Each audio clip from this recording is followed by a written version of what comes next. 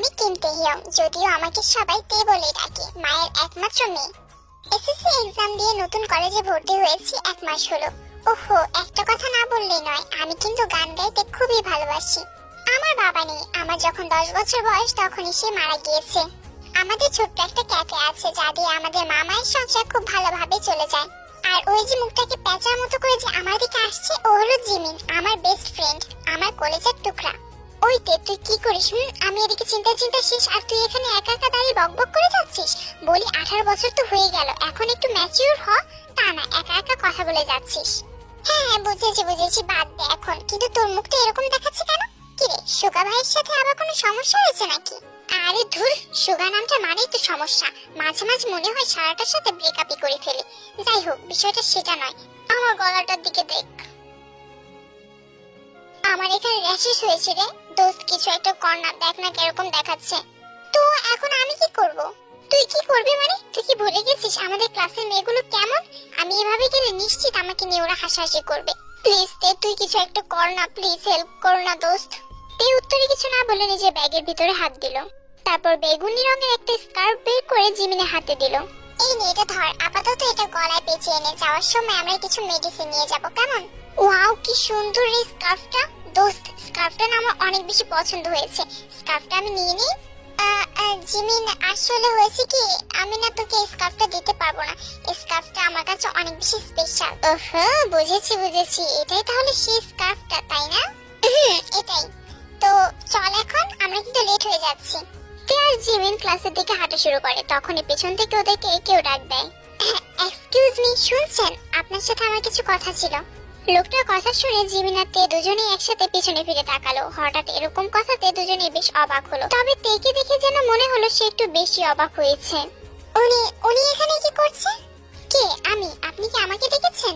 Jimin কথাটা শেষ করার আগে সামনে থাকা ছেলেটি জিমিনের সামনে হাঁটু গেড়ে বসে পড়ে। কি করছেন আপনি? I love you. I love you so much. What? কি বলছেন এগুলো? Like seriously? Are you mad?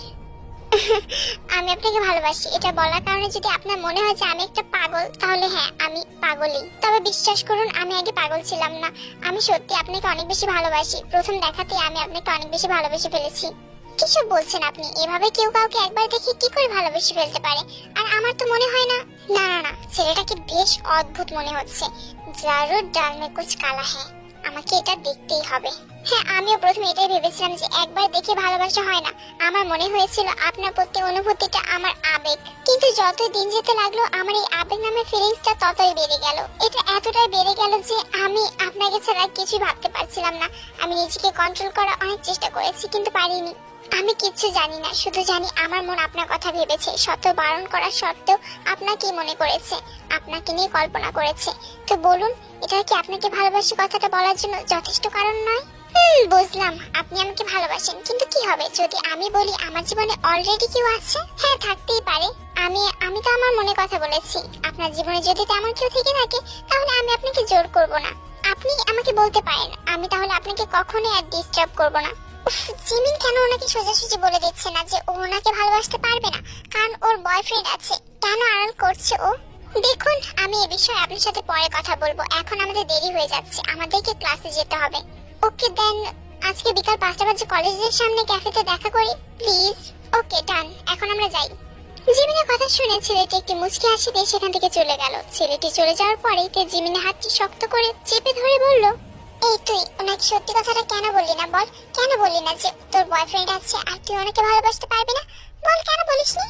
তুই কি করছিসটা কি? আমার হাতটা লাগছে, ছাড় আমার হাতটা। আমি বুঝতে পারছি না যে তুই এত ওভার রিঅ্যাক্ট কেন করছিস। তুই বোঝার চেষ্টা কর, সিচুয়েশনটা এমন ছিল যে আমি কিছুই বলে উঠতে পারিনি। জিমিনের কথাতে তে কিছুটা বিব্রত হয়ে গেল। তে সাথে সাথে জিমিনের হাতটি ছেড়ে দিয়ে নিজেকে কন্ট্রোল করে বলল, সরি জিমিন, আমি শুধু তোকে বলতে চাইছিলাম যে কারো ইমোশন নিয়ে এভাবে খেলা করাটা ঠিক না। তুই দেখলি না ওনার কতটা কষ্ট হচ্ছিল? ওনার চোখ দেখেই বোঝা যাচ্ছিল যে উনি তোকে কতটা ভালোবাসে। কাউকে এভাবে কষ্ট দেওয়াটা ঠিক না। তুই যদি এখনই ওনাকে বলে দিতি যে তোর বয়ফ্রেন্ড আছে, তাহলে হয়তো উনি একটু কম কষ্ট পেত। বাহারেতে, তুই তো দেখি এখন চোখের ভাষাও পড়তে পারিস।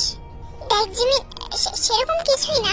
আমি শুধু তোকে বলেছি যে তোর এখনই ওনাকে বলে দেওয়া উচিত ছিল। দেখ, আমি কিন্তু কিচ্ছু জানি না। তুই বিকেল বেলাতেই ওনাকে সবটা বলে দিবি, ব্যাস। কি বলবি তো? আচ্ছা বাবা ঠিক আছে এখন চল।